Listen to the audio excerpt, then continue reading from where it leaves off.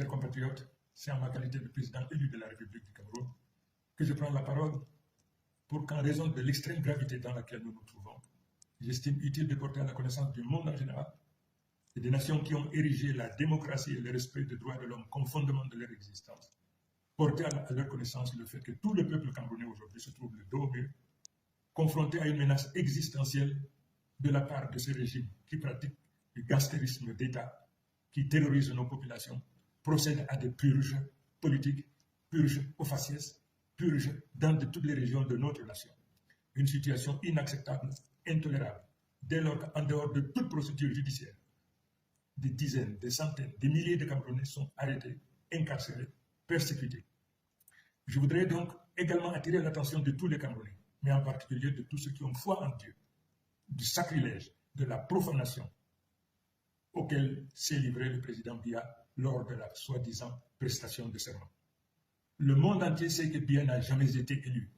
La nation camerounaise dans son ensemble sait que Biya n'a jamais été élu. Mais qu'il se permette de poser la main sur la Bible au nom de Dieu.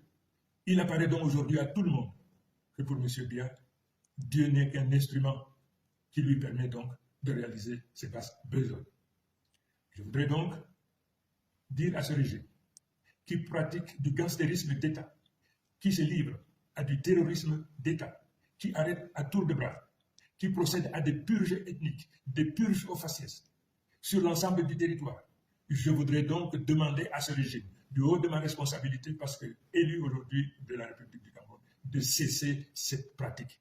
Les Camerounais n'en veulent plus, les Camerounais n'en peuvent plus.